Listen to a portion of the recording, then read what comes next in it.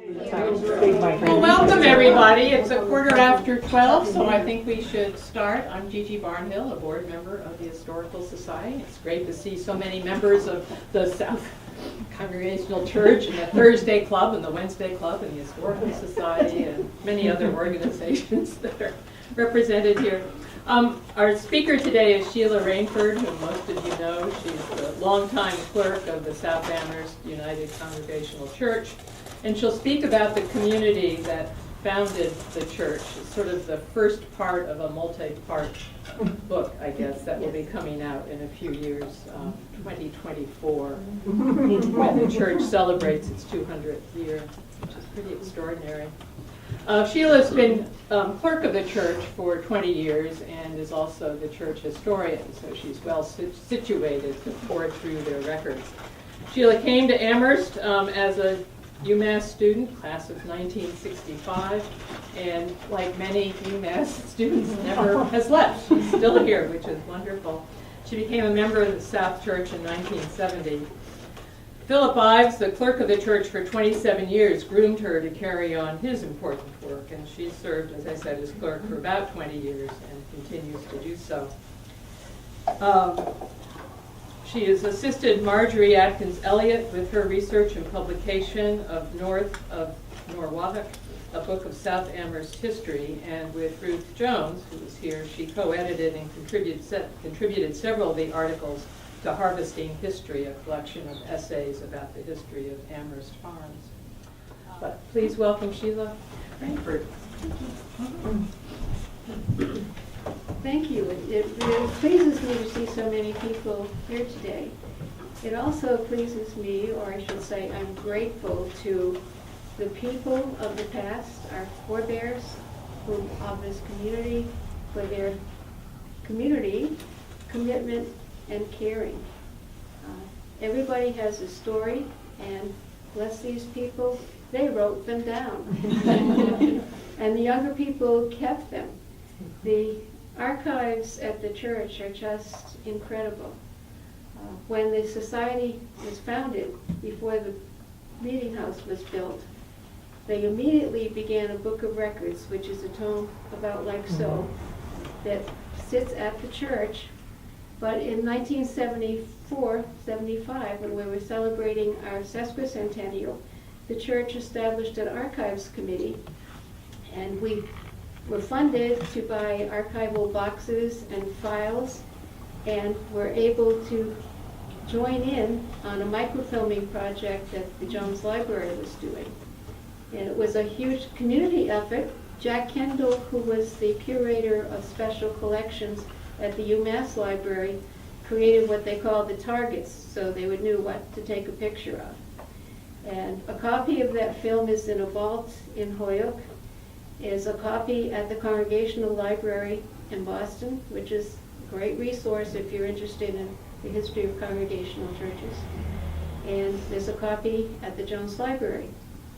The special collections there are fantastic, and many of them, those things, are available online now. The librarians next door have created Digital Amherst, and the pictures I have here you can download from Digital Amherst. I have several copies of the book. And I can't say enough about the Historical Society either, about how fortunate we are to have a dedicated group of people to help us save the objects and the stories that comprise our history. So, when I joined the church in 1970, I wondered why does Amherst have 4 congregational churches as one community? So that was one of the things I set out to answer for myself long ago. And I think to get to why there is a South Congregational Church, we have to think about the community before there was a South Congregational Church. Why did a group come together to build that meeting house, and so on. So let's start with Amherst is a child of Hadley. Hadley Plantation was under a grant from the king. We had not yet had our revolution. In the 1730s, when people began to move out from the center of Hadley near the river. They were slow in moving into what is now Amherst because it was mostly swamp and pine hills. It was a great source of wood. It was a great source of hunting animals, but it didn't seem to be a particularly good place to live. However, people did settle in, and as early as 1744, here on the King's Highway was the building you're sitting in, and others. When the Hadley fathers decided they wanted to appeal to the general court to set up a separate precinct, they laid out a plot plan for New Swamp, is what they wanted to call it. But they ended up naming it the second precinct and then renaming it the third precinct, and finally it became the town of Amherst a little bit in 1759. So they laid it out with broad highways. A broad highway, if you want to envision that, would be from collective copies across the common over to as far as the church or the La Jeffrey Inn. And they didn't pave the roads. There's a picture here of what common might have looked like. There were commons, there were cart paths around the easiest place to travel, which wasn't easy. It was muddy clay roads in the spring. And it was a theocracy. Massachusetts, it's hard to believe Massachusetts was a theocracy. But in order to found a town, as we did in 1759, you had to build a meeting house and settle a minister. So the first meeting house, you learned at another talk, was probably in the vicinity of the Octagon building at Amherst College, near the Common. And very conservative Tory minister. And I love the folklore stories. As we got closer to the Revolution, Reverend Parsons ended a sermon with, "And God save the King." And young Nate Dickinson stood up and said, "You, sir, are a rogue," and walked out.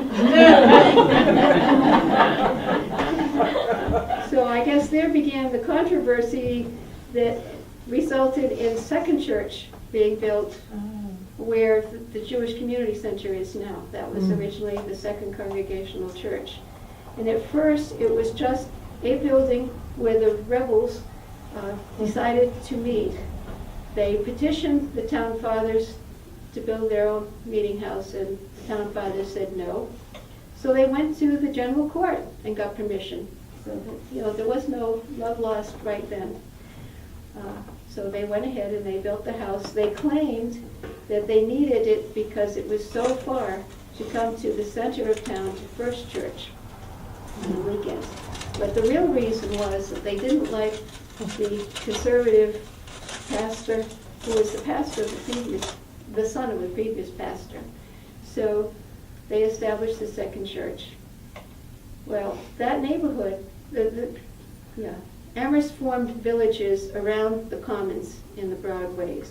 There was the East Street, which had the East Common, and the Common in South Amherst. There were about 100 families living around each of those commons. The Common in Cushman was called North Amherst City, but there were people up there, and of course the one in the center. So as the Revolution approached, we had our hero of the Revolution, Ebenezer Mattoon, living in the East Village. And during Shays' Rebellion, it was a pretty wild time back in the 1700s. We had Shays' Rebellion, and Daniel Shays and the people who were disgruntled were meeting at the Baggs Tavern, which was on the East Common. But by 1820, things had settled down, and prosperity was coming along. There were many home industries. Amherst was rich in wood. South Amherst had a carriage maker, a carpenter shop, a general store, prosperous farms, a lot of wood, and some pretty well-heeled people. Commerce from the center of town even would come through South Amherst to get to the Bay Road to head on to the Bay Colony or to go to Parts West. People ask me, how did Bay Road get its name? There is no bay here. It got its name because it was the road to Massachusetts Bay. It went through Brookfield, Brimfield, and joined up with what became the Boston Post Road and on. Came pretty much along the route of Route 9 of the Connecticut River. Anyway, one of the other nice stories is that there was Simeon Smith on the Bay Road had a fast freight service in the late 1700s and early 1800s. He had a wagon and team that would take farm goods and things that were made here to Boston and come back with things like rum, gin, dishes from England, tea, what have you. And he would do it in a day.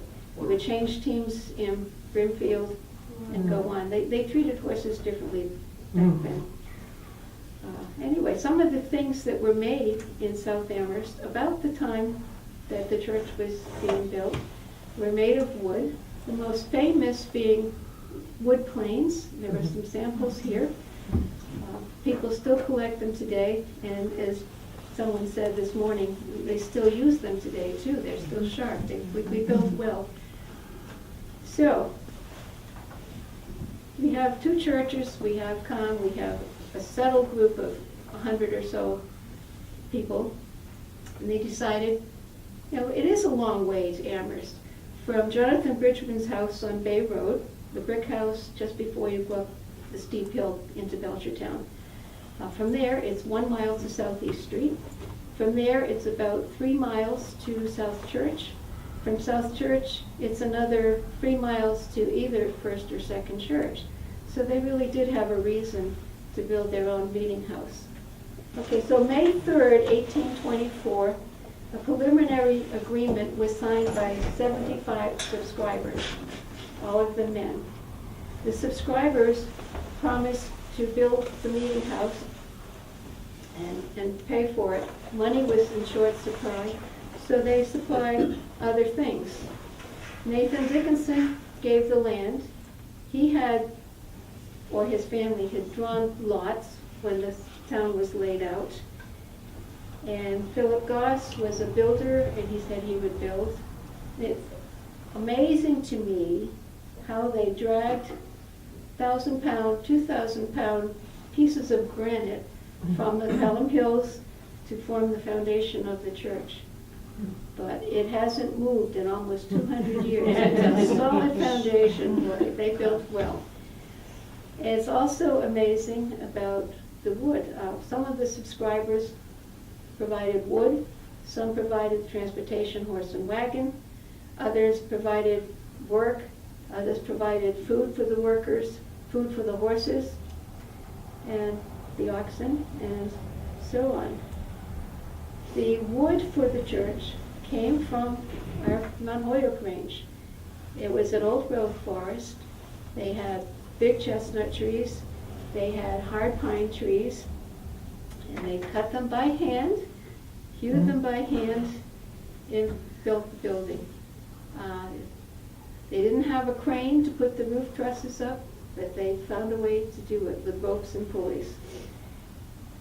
Inside the building is the original floor. There, in the main room where we have the church dinners you may have attended, there are wide floorboards. They are the original floorboards except for one. That one is in front of the coffee table where people wear spike heels and walk around a lot. We had to replace it because we perforated it. But they're still there, and wide boards are still around the sidewalls for the wainscoting. Windows have been upgraded, but some of them still look like the original windows. The library, again, a wonderful resource, has a level collection of pictures. And one of the pictures is over here. You can get a look at it later. It was taken before 1903, and it looks pretty much as it was when the building was built. It was originally one floor with raised balconies, although we don't have a drawing of what exactly balconies were placed. The columns are still there. In 1853, they raised the floor to the level of the balconies to create a sanctuary upstairs. More about that later. And I don't know how they acquired it, where it came from, but they do have a bell made by the Revere Foundry. And another marvel is that they could get it here and raise it up because the thing weighs 1,500 pounds. They're heavy cast bronze bells, and they average between 1,000 and 2,000 pounds, and I think ours is 15,000. And in the 1970s, two people whose last name was Stickney took it on to record all of the locations of the Revere bells. They went up to the little crawl space to get up to the belfry with Philip Ives and noted that there was the inscription. So the bell is one that was made by Revere's sons. It's an official Revere bell, and it's still ringing if you want to go by the church and hear it. It's a wonderful thing to have. And I was fortunate enough to get up there too when we were refurbishing the steeple. There's a picture of the bell in Marjorie Elliott's book I took. So people ask me about controversies. Were there any controversies? Well, the main one happened in the 1850s when there was one part of the church wanted to have a certain person as the chorister, the choir leader, and another group of people didn't want that to happen. They split into two groups, one meeting upstairs, one downstairs, still claiming to be the South Congregational Church in the town of Amherst. And they each hired the minister, James Merrick, who was a very wise man, very clever man. And he was bothered by it, but anyway, he wisely analyzed the groups and decided that he would resign from the group that was less in long-term and financial support. And eventually, everybody got back together and became South Church again. The first pastor was Horace Chapin, and interesting what he might have been paid. If I can get my glasses adjusted so I can read. The parish offered Chapin the magnificent sum of $400 annually and 20 cords of hard wood. That's a lot of wood. But drafty old houses, you needed that. The wood was to be split and piled by his woodshed. Thus, Reverend Chapin didn't need to wield either an axe or splitting maul to keep warm. Reverend Chapin was ordained after he accepted the offer and then gave a dedication sermon. The all-important permanent pew seating had yet to be carried on, and numerous small details about the building and who was to ring the church bell were unfinished, but it was time for a celebration. Elisha Smith spent $21.13 to provide food, for which he charged the society. And P.L. Goss sent a bill for $2.81 for liquor furnished for the council for the ordination. Temperance came later. Yeah. Okay, he asked for his dismissal a brief 4 years later, partly because he wasn't supported very well and the parsonage wasn't exciting. In fact, I think they actually rented space for him in a building. The parsonage was much later. Back to Merrick. Merrick was the pastor. Anyway, he was the pastor from 1849 to 1864. He had been raised in Munson, Massachusetts, and had worked on a farm before being stimulated into going on to college. While a student at Munson Academy, he entered Amherst College, but didn't graduate until 1833. Even before that, he was determined to become a missionary to the Persian Mohammedans, to convert them to Christianity. The many pages of his diaries of his formative years now in special collections at the Frost Library, another great resource, are revealing about his intense spiritual quest at the college, then at Princeton Theological Seminary, and at Columbia, South Carolina. His deep religious approach, with his outgoing personality and a great capacity for making friends among Southerners, led to his ordination as a Presbyterian minister in Charleston, South Carolina. But he never wavered from his goal, and under the auspices of the American Board of Commissions for Foreign Missions, he sailed to Turkey in 1834, and then spent many months learning Turkish, Arabic, and Persian. His instruction was to find out if it was possible to establish Christian missions in Persia, but he was warned not to go to Afghanistan. He nevertheless traveled some 1,600 miles in the interior of Persia. Later, he met Emma Taylor, a fellow missionary, and was married to her in Tabriz. As Amherst College's president, Edward Hitchcock, commented, he came near losing his life from a mob of Muslim men for attempting with some German missionaries to distribute Bibles. That was too much for the missionary headquarters, which ordered him to move to northwest Persia to be a little safer. Disheartened, he clashed strongly with the board and was dismissed in 1845. Before he came to South Amherst, he published a pamphlet in Springfield justifying his actions and pugnaciously contesting the missionary board's approach in uncompromising terms. And resources. We actually have a picture of him and his wife. And I was going to blow it up, but didn't have time. We also have a picture in the church archives of Walter Barton, who was the pastor from 1864 to 1866, and of George Lyman from 1869 to 73, and everybody else then on. So, riches abound. Missions were a big thing for the church. We had missionaries who went to China and who went to the South and involved women. You know, we're talking about men. Women couldn't vote anywhere till 1922, and they really weren't members of the church until then too. But they founded a missionary society as early as 1868.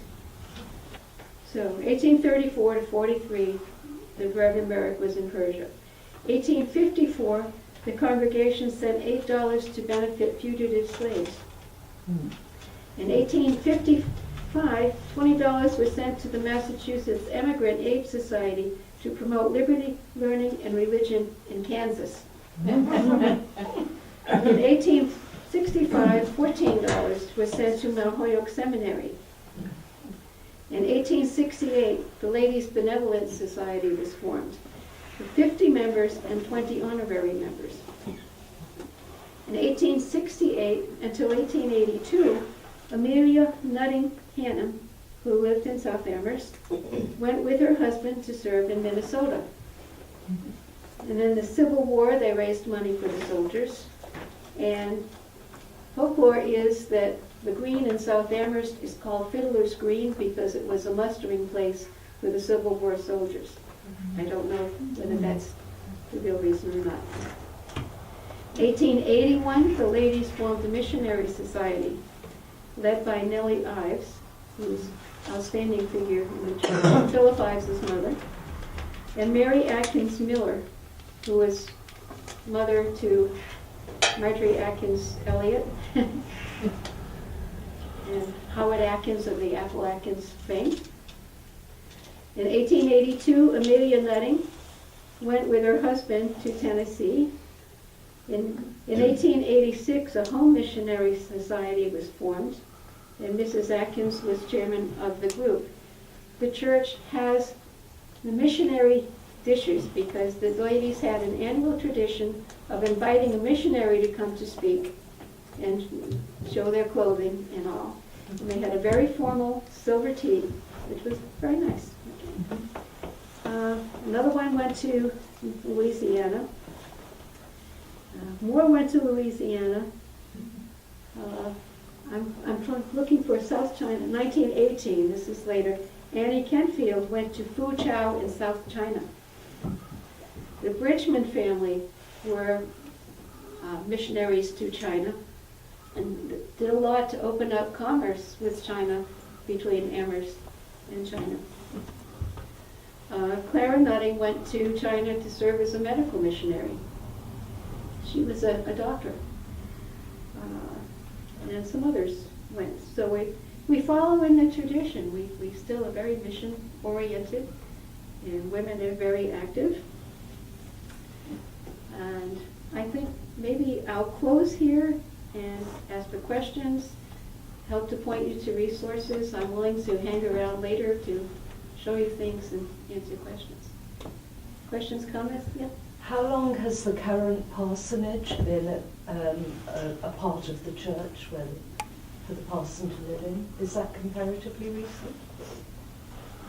When Charles Walker was the second time, when he came as the second time as the minister, the parsonage was fixed up. The original parsonage was rented rooms, and then I think it was George Lyman donated what is now the back end of the parsonage.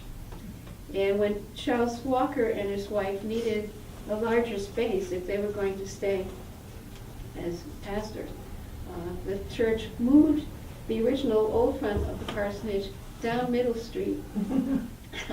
I think it may be the house that's behind where Sharon Carty was. Yeah. No. And then they built on a wonderful, New England style front of the parsonage. So it's been there a long time. Yes. Did Chapel Street have a chapel? It did. There was a chapel on Chapel Street. Was It it was a Seventh-day connected? Adventist chapel, and in 1939, when the society had sort of folded, they donated it to South Church, and I think it was Reuben Pomeroy moved it down to the back of the church, and it's what is now the church kitchen. Oh, So that's that little bit of history.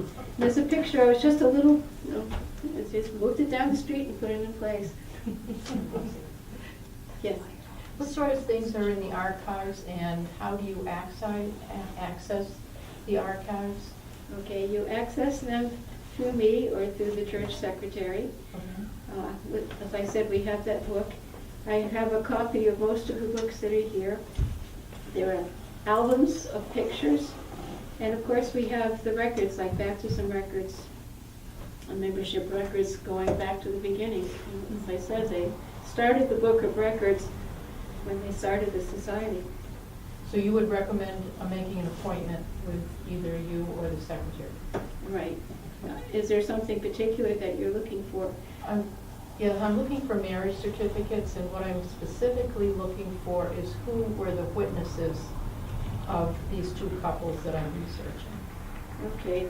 Marriage certificates are a little bit thin, but they are Massachusetts vital records. You're certainly welcome to come and search. Okay. or give me a name and I can try to search for you. Okay. Many of the church's records up to the 1970s are here at the library in special collections.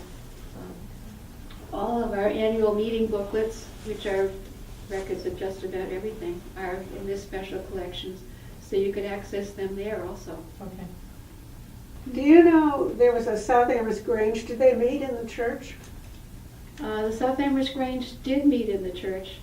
The church is a meeting house. This church, the Congregational Society, and this parish. And it's very much, still is, very much a center of South Amherst activity. Marjorie Elliott's two books, really scrapbooks of the community of South Amherst, and there is information in there about the Grange. The Kenfields and the Coleses were very active members of it. I don't know details. And Jane Harwood, you live in a house that was around at that time. Yes, owned by Kent Fields and Smith. Smiths prior to that. Mm-hmm. I was noticing more recently how visually prominent the church is when you're driving up Pomeroy. Yes. And I'm wondering, is that sort of an ecclesiastical tradition or whatever to have a church place like that so it's seen as you're coming down a long road or up a long road? I think it's nice. I don't know the answer to that question.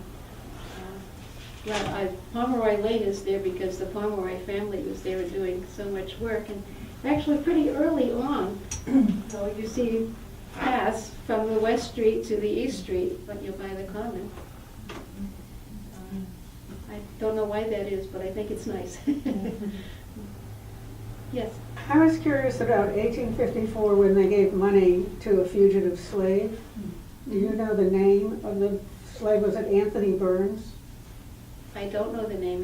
That was the name? There was a big Anthony Burns affair in Boston, and Thomas Wentworth Higginson, the one who helped Emily Dickinson and didn't like her poems at first. He was a writer for the Atlantic Monthly. He was a liberal and very anti-slavery and an abolitionist, Unitarian minister, and he tried to spring Anthony Burns out of jail in Boston. He'd been arrested because of the Fugitive Slave Act of 1850-51.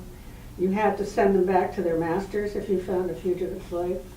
Well, they found Anthony Burns and they locked him up, and Higginson tried to get him out of jail in the middle of the night, and it didn't work. So they sent this Anthony Burns back to his master in Virginia, and Higginson went around collecting money, and he collected a lot from the North Church. So I was wondering if he collected from the South Church too, to buy Anthony Burns from his master, which they did. A lot of people donated, and eventually they sent him to Oberlin College. So I'd be interested if his name appears anything in the records of 1854. Anthony Burns Well, affair. it may. There was a South Amherst Abolition Society, I think. That would be I don't know. of interest to me too. Let me know what you find out. Yes. Thank you.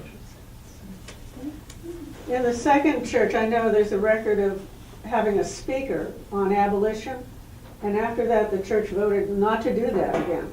It was so controversial. But the Baptist church, which was pretty new, would accept abolitionist speakers. But it was so controversial, they said no more at the second church. It was just too angry. I can imagine. Any other questions or comments? Can you just list the 4 original churches and their exact locations? I'm fairly new to Amherst. You want the current Just- locations? Yes, Okay, please. so Just in case anyone else is in All right, that so- position then. the third location of the first church is the church we know as First Congregational Right. Church. The North Congregational Church is up in North Amherst, where it's now the Korean church. Right, okay. Second church is where the Jewish Community Center is, and South Church is still on the Common in South Amherst. And Johnson Chapel. And then on the hill in Amherst College. It was one religion town, really, for Yeah. quite a while. And if you weren't that religion, you didn't get much to say, I think. You know, I mean, it was quite a while before they had a Catholic church. The Catholics had to go to Holyoke to get married for quite a while. And it was quite a while before. There was a Methodist soon, and the Baptists came, I think, after the Congregationalists in the 1830s, maybe. Yes. Methodists later, one in Cushman and one in the center. One in Cushman first. But it was quite a long time. And a long time before Jewish people or any other religion came in. Well, people were people, and there is controversy everywhere. And it takes a while to accept new ideas and new people, but eventually they settle in. My last comment would be about people saving our history and writing their stories. One of our pastors was Charles Walker. His wife, Alice Morehouse Walker, has written several things. You may have heard of her. If you Google her or, Alice Morehouse Walker, you'll be able to download for free a list of her books, Through Turkey Pass and Beyond, which was about going through the Notch, and Amherst Girl and Days of Old, things of that nature. And there's the Carpenter and Morehouse history of Amherst. She was of the Morehouse family.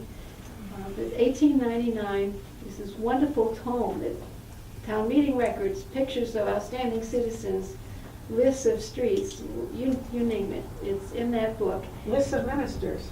And lists of ministers, yes, that's in there too. A lot of what I found is in that book. Maps, all sorts of things. You can download it for free as a PDF file, or you can access it online. And I recommend going to digitalamherst.org and checking out the special collections at the library next door. There are finding aids to all of the collections they have. I know they have First Church's records going back to the beginning. They have ours, or copies of ours, and I'm sure they have other things too. So, thank you very much. Thank you very much.